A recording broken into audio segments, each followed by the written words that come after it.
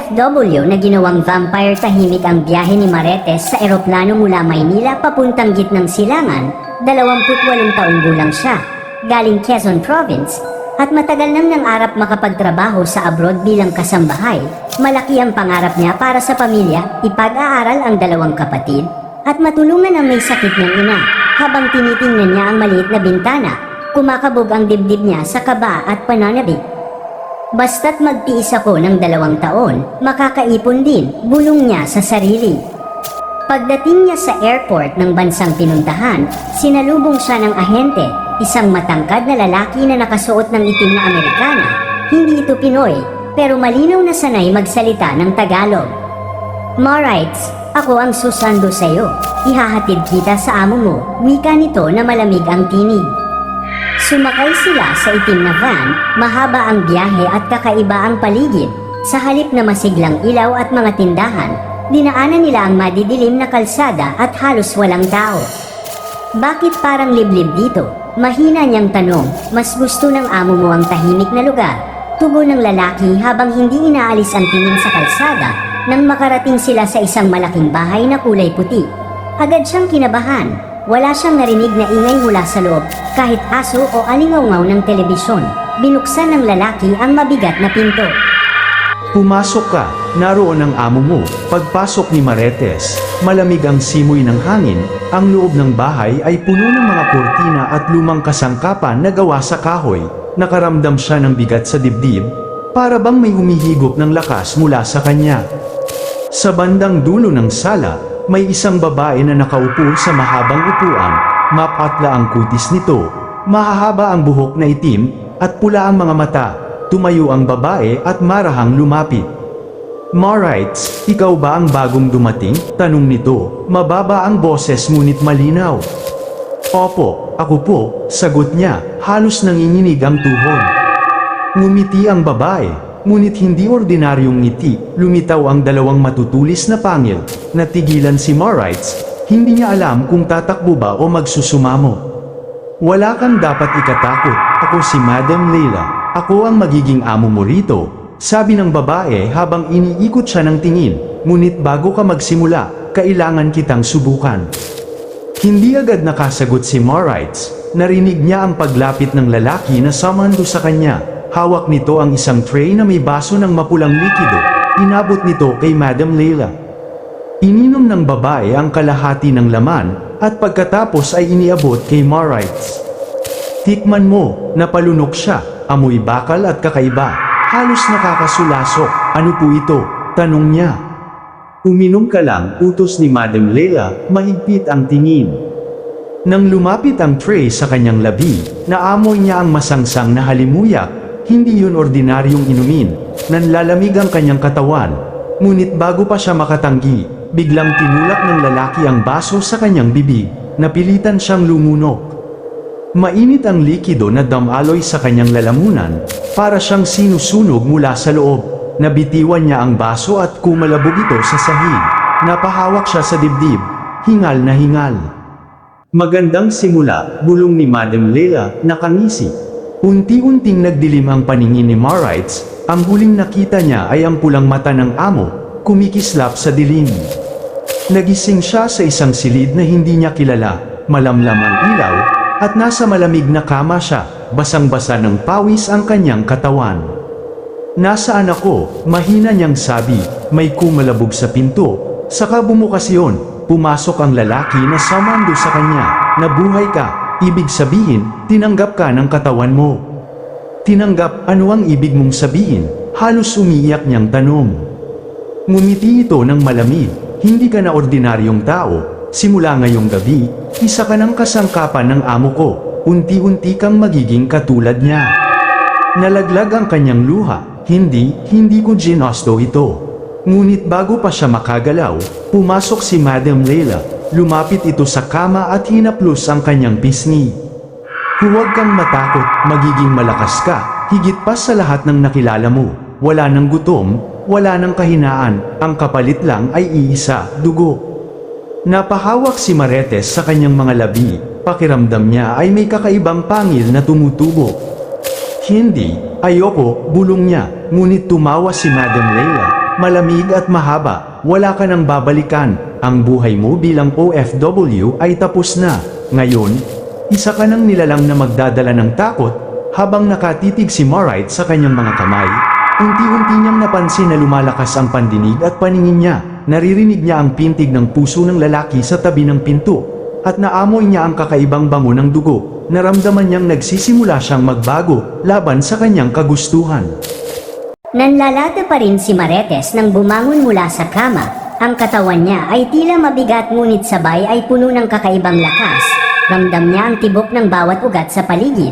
Lalo na nang dumaan ang lalaki sa pintuan, parang may humihila sa kanya papalapit dito. Bakit ganito ang pakiramdam ko? Bulong niya sa sarili. Lumapit si Madam Leila, nakasuot ng mahabang itim na bestida. Ang mga mata nito ay kumikislap na pula at nakangiti habang pinagmamasdan siya. Ang katawan mo ay nagbabago, huwag mong labanan. Ang pagkagutom na nararamdaman mo ngayon ay hindi mawawala hanggat hindi mo ito sinusunod. Sabi ng babae, mababa ang tinig. Hindi ako papayag, sigaw ni Marites. Nagpunta ako rito para magtrabaho, hindi para maging halimaw. Tumawa si Madam Leila, malamig at mahaba. Hindi mo na mababalik ang dati mong pagkatao, ngunit maaari mo itong gamitin. Kung susunod ka, magiging immortal ka, at wala nang makakasakit sa iyo. Lahat ng pangarap mong kayamanan, kapangyarihan, lahat iyon ay posible, ngunit may kapalit. Umiling si Maretes, nangingilid ang luha. Ang gusto ko lang ay ang pamilya ko. Kung gayon, wika ni Madam Leila, matuto kang tanggapin kung ano ka na. Kinagabihan, dinala siya ng lalaki sa kusina. Sa mesa ay nakalagay ang isang maliit na mangkok na puno ng mapulang likido. Naamoy niya agad yon, matapang at nakakaakit. Kumain ka, utos ng lalaki. Pinilit niyang umiwas. Hindi ko kaya. Ngunit habang tumatagal, lalong lumalakas ang pananabik niya. Parang may apoy na kumikiliti sa kanyang lalamunan. Nag-uudyok na lumapit sa mangkok, pinaikit niya ang mga mata at kinuha ang kutsara. Sa unang lagok, kumalat sa kanyang bibig ang init. Ang dating nakakasuya ay ngayon tila pinakamasarap na bagay na natikman niya. Napahawak siya sa mesa, hinihingal. Magaling, sabi ng lalaki, malamig na nakamasid. Nakikita ko na unti-unti kang nagiging isa sa amin. Hindi, ayoko, nanginginig ang boses ni Marites. Ngunit alam niyang nagsisinungaling siya. May parte ng kanyang katawan na gustong muling lumunod, muling magpakabusog. Kinabukasan, ipinakilala siya ni Madam Leila sa iba pang kasambahay ng malaking bahay. Lahat sila ay tila ordinaryong tao. May isang babaeng nagluluto, isang matandang naglilinis, at dalawang lalaking hardinero. Ngunit habang tinitingnan niya sila, napansin niyang kakaiba rin ang kanilang presensya. Wala sa kanila ang natural na ngiti. Lahat ay malamig at tahimik. Lahat sila ay dumaan na sa pinagdaanan mo, bulong ni Madam Leila. Mga dating OFW, tulad mo. Nanlaki ang mata ni Maretes. Ibig sabihin, lahat kayo'y ginawang vampira. Ngumiti si Madam Leila. Oo, at isa ka na sa amin, hindi ka na makakaalis dito. Lumipas ang mga araw, pinilit ni Marites na maghanap ng paraan para makatakas. Ngunit ang paligid ng mansyon ay napapalibutan ng mataas na pader at bantay. Tuwing gabi, naririnig niya ang mga yapak ng mga gwardya na umiikot. Isang gabi, habang nagwawalis siya sa pasilyo, nilapitan siya ng matandang kasambahay. Kung balak mong tumakas, huwag ngayon, bulong nito. Alam mo, gulat niyang sagot, lahat kami, minsan ang nagtangkang lumabas, walang nakabalik ng buhay. Nanlamig ang katawan ni Maretes. Bakit hindi kayo lumaban? Dahil bawat isa sa atin ay tinataka na ng gutom na ito. Kahit makalabas ka, babalik at babalik ka rin. At kapag sinubukan mong tanggihan, mamamatay ka. Napatigil si Maretes. Ang mga salitang yon ay parang latigo sa kanyang puso. Hindi niya alam kung ano ang mas masahol, manatili sa bahay na ito o subukang lumaya ngunit tuluyang mapahamak. Isang gabi, pinatawag siya ni Madam Leila. Nakaupo ito sa mahabang upuan, hawak ang isang kristal na baso na puno ng dugo. Maretes, may misyon ka ngayong gabi, sabi nito. Anong misyon? Kinakabahang tanong niya. May isang tao sa bayan na kailangan kong kunan ng dugo. Ikaw ang gagawa. Natigilan siya. Hindi ko kaya yun. Lumapit si Madam Leila at hinawakan ang kanyang baba.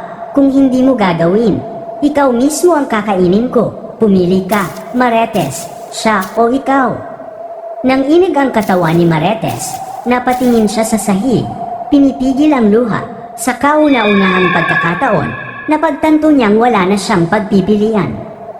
Pagdating nila sa bayan, isinama siya ng lalaki na sumando sa kanya noong una. Maglalakad sila sa makipot na eskinita, kung saan kakaunti ang tao. Sa malayo, nakita niya ang isang batang naglalakad, may dalang supot ng tinapay. Siya, sabi ng lalaki, gawin mo na. Hindi, bata siya, halos sigaw ni Marites. Kung hindi mo gagawin, tayo mismo ang gagawa at isasama ka namin, mas masakit iyon. Nanginginig ang kanyang mga kamay, ramdam niya ang matinding pagnanasa na tumulo sa kanyang lalamunan. Ang bawat pintig ng puso ng bata ay parang malakas na tambol na umaakit sa kanya. Hindi, ayoko, bulong niya, pero sabay ay unti-unti siyang lumalapit. Narinig niya ang sigaw ng bata, tulong, sino kayo? Ngunit bago pa makatakbo ang bata, nahawakan na ito ni Marites. Mabilis, matalas, at halos hindi niya namalayan, lumubog ang kanyang pangil sa leeg ng bata, tumulo ang dugo sa kanyang labi, at napuno ng init ang kanyang bibig. Sa bawat lagok, naramdaman niyang lumalakas siya, lumilinaw ang kanyang paningin, at nawawala ang kanyang takot. Nang matapos, napabitaw siya. Ang bata ay natambak, mahina at halos walang malay. Napahawak si Marites sa kanyang bibig, nanginginig. Ano ang ginawa ko? Ngumiti ang lalaki, ngayon, isa ka na talaga sa amin.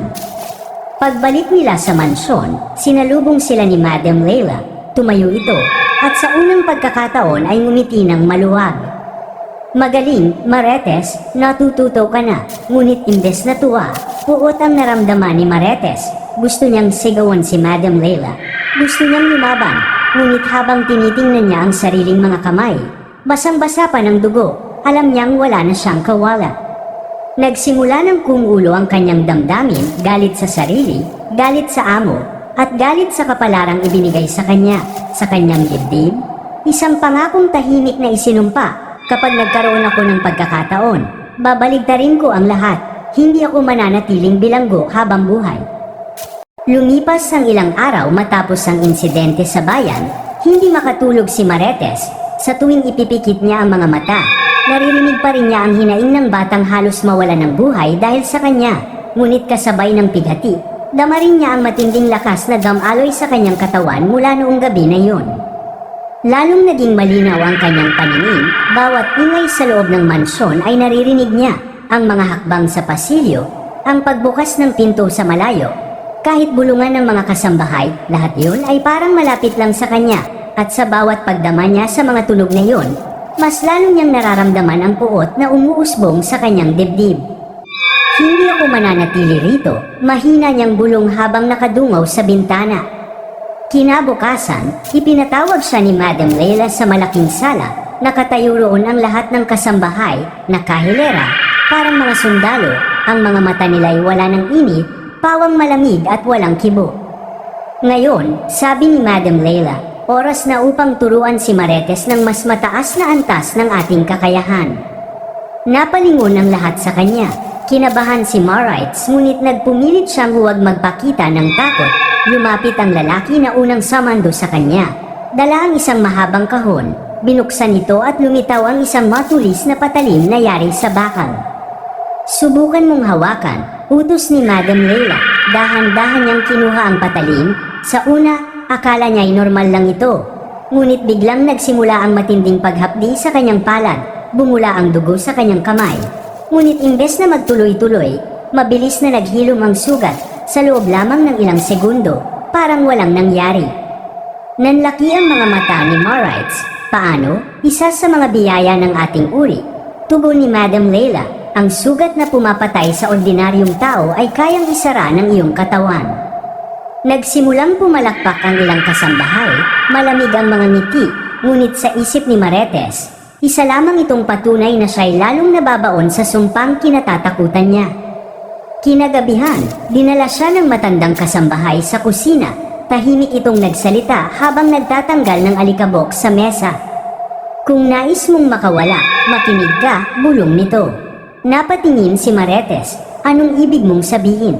Matagal na akong naghihintay ng pagkakataong may isa sa atin na handang lumaban. Ang mga gwardya sa labas ay hindi vampira, mga taong binayaran lamang ni Madam Leila. Kung may tatakas mo ang sarili mo, maaari kang humingi ng tulong sa bayan. Nabuhayan ng loob si Marites. Bakit hindi ka sumama? Ngumiti ang matanda, mapait. Dahil masyado nang mahina ang katawan ko, hindi ko na kayang tumakbo. Pero ikaw, bago ka pa lang, malakas ka, at may pag-asang makaalis. Nag-alinlangan si Marites. Paano kung mahuli ako? Paano kung mamatay ako sa gutom? Mas mabuti nang mamatay na malaya kaysa mabuhay na bilanggo. Tumahimik si Marites. Sa puso niya, naramdaman niyang totoo ang sinabi ng matanda. Dumating ang araw ng pagsubok na hindi niya inaasahan. Pinapante siya ni Madam Leila sa isang silid na hindi pa niya nakikita noon. Pagpasok niya, naamoy agad niya ang sariwang dugo. Sa gitna ng silid ay may nakatali, isang babae, nakapiring, nanginginig. Subukin mo ang iyong lakas, utos ni Madam Leila. Ngayon, ikaw ang pipili, patayin siya o palayain. Natigilan si Marites. Ano, kung pipiliin mong patayin siya, ipapakita mo na tanggap mo na ang bagong pagkatao mo. Kung palalayain mo siya, ipapakita mong mahina ka, at tandaan, ang kahinaan ay kamatayan. Nanlamig ang buong katawan niya. Naririnig niya ang mabilis na tibok ng puso ng nakapiring na babae. Ang amoy ng dugo ay parang tukso na humihila sa kanya. Nagulat ang lahat ng kasambahay. Sumugod agad ang lalaki para pigilan ang tumatakas na babae. Ngunit gumalaw si Marites ng mas mabilis kaysa dati. Nahawakan niya ang lalaki at itinapon ito sa dingding na ikinagulat ng lahat.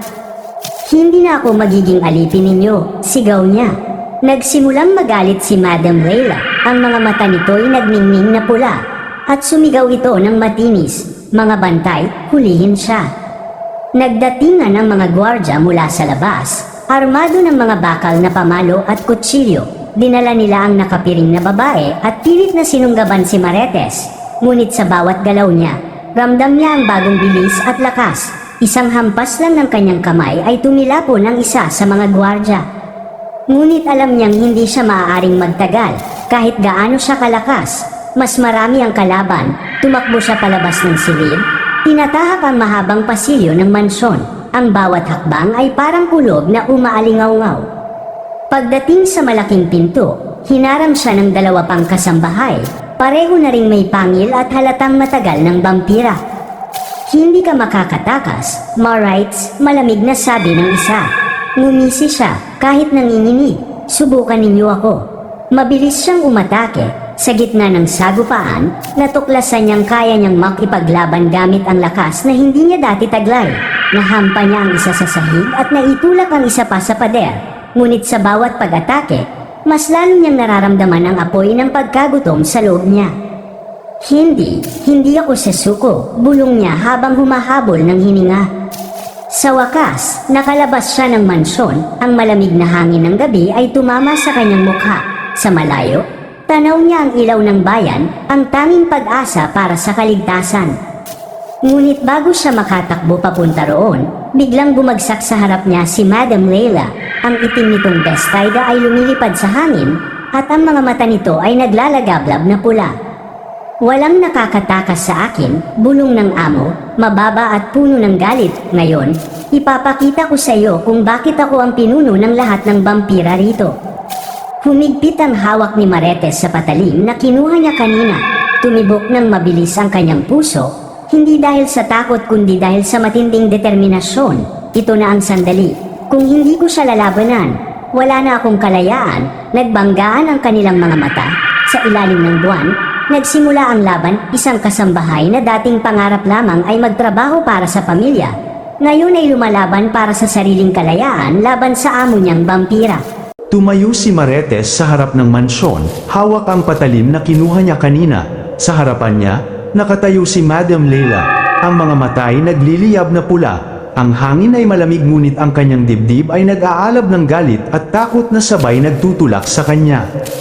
Walang makakatakas sa akin, Marites, bulong ni Madam Leila. Mababa ngunit kamakalabog sa buong paligid, ikaw ay akin, at wala kang magagawa kundi yumuko. Hindi ako alipin mo, sagot ni Marites, mariin ang boses. Nagpunta ako rito para mabuhay, hindi para gawing halimaw. Ngayon, lalaban ako.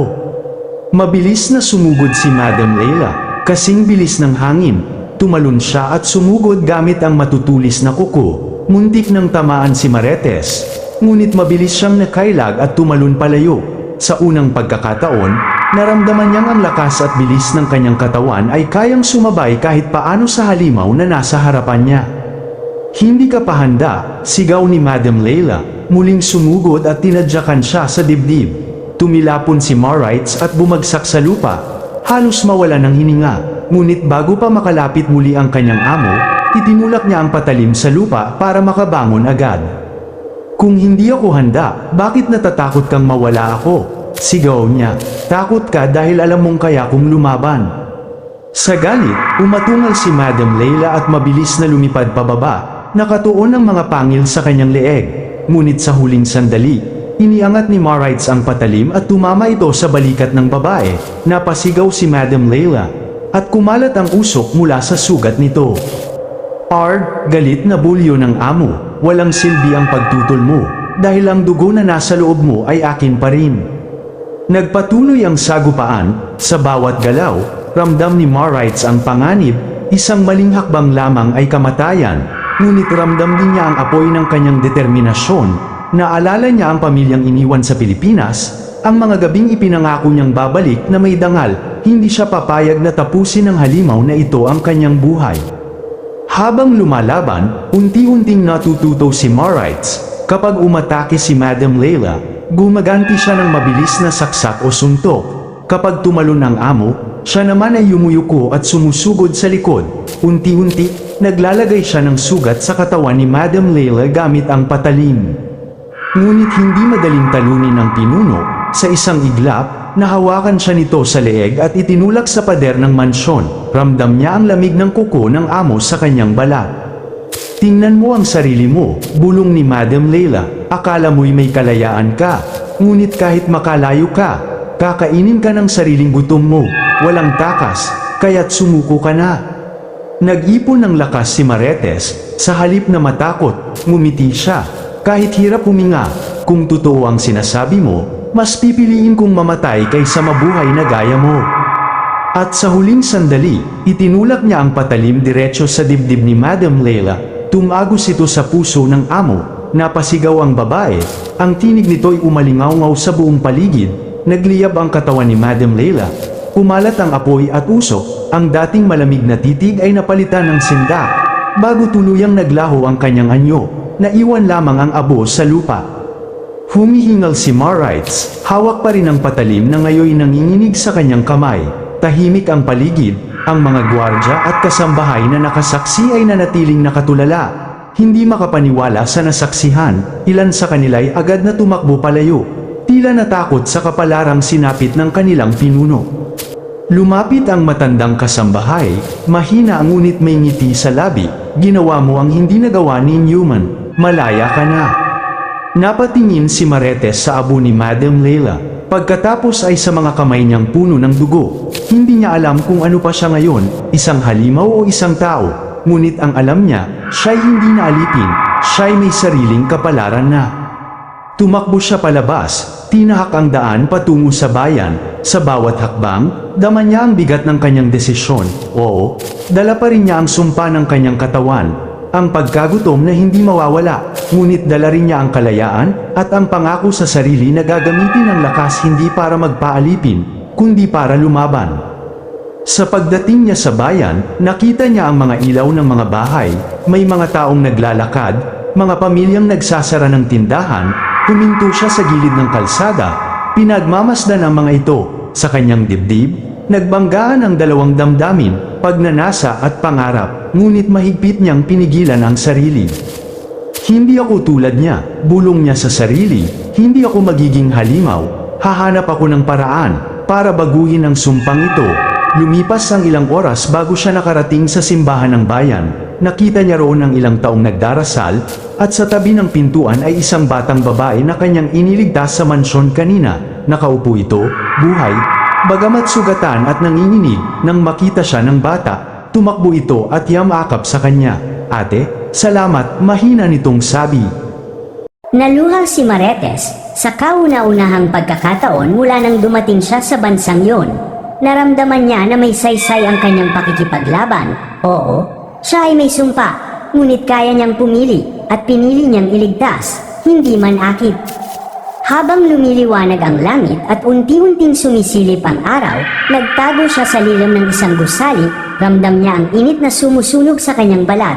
Hindi niya pa kayang tanggapin ang liwanag, ngunit sa kanyang dibdib, may liwanag na ring umusbong ang pag-asang balang araw. Makakabalik siya sa kanyang pamilya, dala ang bagong lakas at bagong layunin.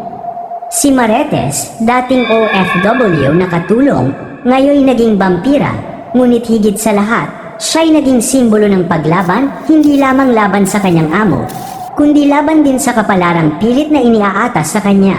At sa ilalim ng paposibol na araw, isang pangako ang muli niyang binitawan, hindi ako magiging bilanggo, ako'y lalaban para sa sarili ko at para sa pamilya ko.